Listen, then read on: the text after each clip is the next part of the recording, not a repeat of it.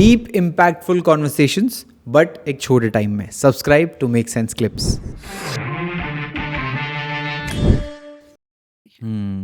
इन सातों को डिस्कस करने तो बहुत लंबी कॉन्वर्सेशन लग बहुत जाएगी, आई एम लंबी श्योर, बिकॉज कॉन्वर्सेशन हो जाएगी। हर एक, क्योंकि जैसे अनाहता जो मेरे को बहुत फैसिनेट करता है वो है कि कृष्ण है वहाँ पे, बट 4 और शक्ति तत्व हैं। तो उसके मतलब उसको डिस्कस करने में तो I think it will take us another episode to discuss the whole. थोड़ा सा मैं इसके बारे में बताती हूँ। श्योर। तो जो जैसे अनाहता का था कृष्णा, तो Shiva element and Shakti element is Bhuvaneshwari, Kali, Dhumavati and Bagalamukhi. Anahata पे इसके बारे में भी मैंने काफ़ी यूजुअली बात करी हुई है, बट जितनी बार बात करते हैं उसमें एक नई चीज़ निकल के आती है। दैट इज़ कि हनुमान जी जब अपना सीना चीर कर दिखाते हैं माता सीता या और या राम जी की हाँ फोटो, हाँ वो अपना हाँ सीना ही क्यों चीरते हैं? हम सही कहते बात। हैं कि वहाँ पे हृदय है, पर उसके पीछे का टेक्निकल रीज़न क्या है? जब हम अनाथा चक्र की बात करते हैं तो उसके बहुत कॉम्प्लेक्स फिगर के अंदर, जैसे ये मैंने आपको बताया ना शक्ति कोण होता है, इस ऐसा एक शक्ति कोण इसका सिंबल होता है, इसका यंत्र या शक्ति कोण होता है, क्योंकि ये बैलेंस को रिप्रेजेंट करता है। राइट। ठीक है।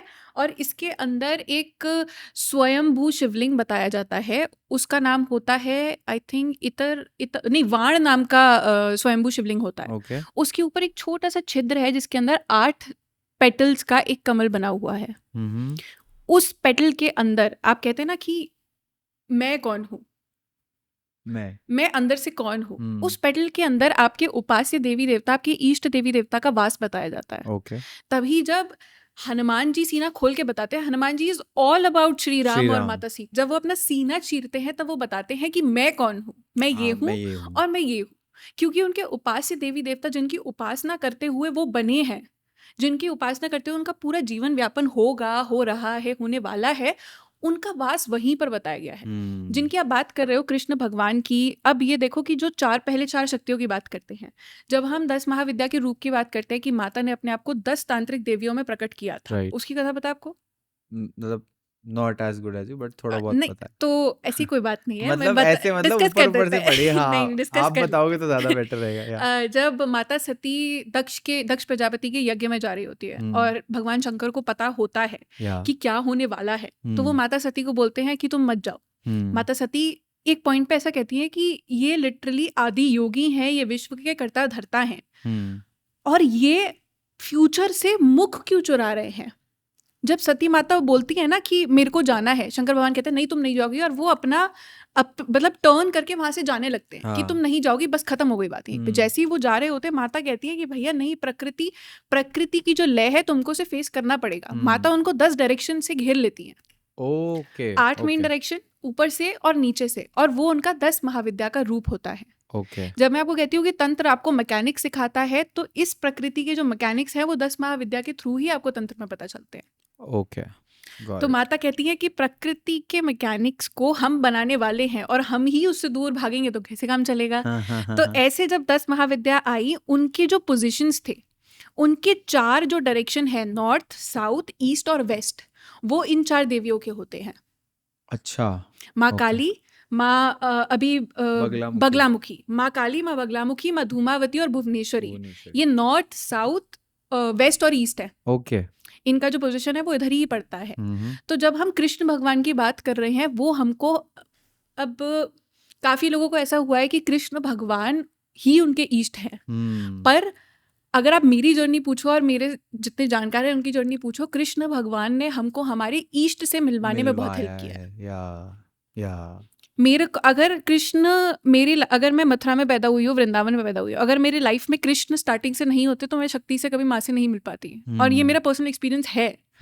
तो कृष्ण आपको उस तत्व से अवगत करवाते हैं, साक्षात्कार करवाते हैं, जो कि आपके अंदर करुणा पैदा कर देता है। आपके अंदर की करुणा, एम्पैथी, कंपैशन, हर चीज को जागृत कर देता है। बहुत अच्छी बात है कि आप वो तत्व कृष्ण में ही देख लो, पर वो कृष्ण आपको उस तत्व से अवगत करा देंगे जो आपको समझ में आता है। ओके। तो ये जो 4 महाविद्या यहाँ पे हैं, तो क्या ये भी कंपैशन से रिलेटेड है? क्या ये एक्सेप्टेंस से रिलेटेड है जो हम अनाहता की बात करते हैं? ये अलग अलग फॉर्म्स है। देखो, अगर माँ काली है तो वो इतना मदरली फॉर्म है इस नेचर का, जो कि इस नेचर को, इस ब्रह्मांड को बचाने के लिए अपने हानि पे पहुंच जाता है, अपने बारे में सोचता नहीं है। रक्त बीज अगर गिर रहा है तो माँ बिल्कुल मतलब उनको सुध नहीं है कि क्या हो रहा है, उनको कोई खबर नहीं है क्या हो रहा है, बस वो बचाने में लगी हुई है कि मेरे बच्चों को कुछ ना हो, इस ब्रह्मांड को कुछ ना हो, जिसको मैंने अपने हाथों से बनाया है।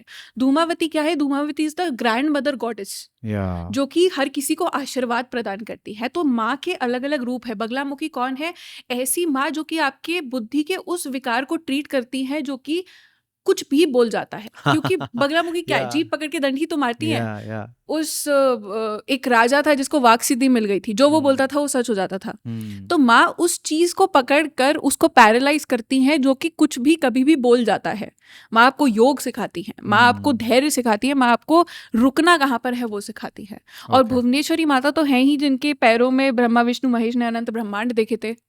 तो वो आपको प्रकृति के, ममत्व के, हर चीज के अलग अलग डायरेक्शन, अलग अलग रूप समझाती है। Get it. Now, अलग अलग phases of life, anything that you want to relate it to. Makes sense. Because तभी वो अनाहता पे है, यहीं से ट्रांजिशन चालू होता है। Okay. भिन्न भिन्न प्रकार की चीजें, जब अनाहता आता है आपके जीवन में ना, तो आप शरीर से पुरुष हो, आप शरीर से प्रॉबेबली 16-17 साल के बच्चे हो गए, पर आपको हर किसी के प्रति प्रेम आएगा, ऐसा कि जैसे आपने इसको जन्म दिया है। हर कोई आपका बच्चा बन जाएगा उस पॉइंट पे। तो दैट इज समथिंग जो कि ये चारों देवियां और कृष्ण भगवान आपके साथ करते हैं। इंटरेस्टिंग। ओके।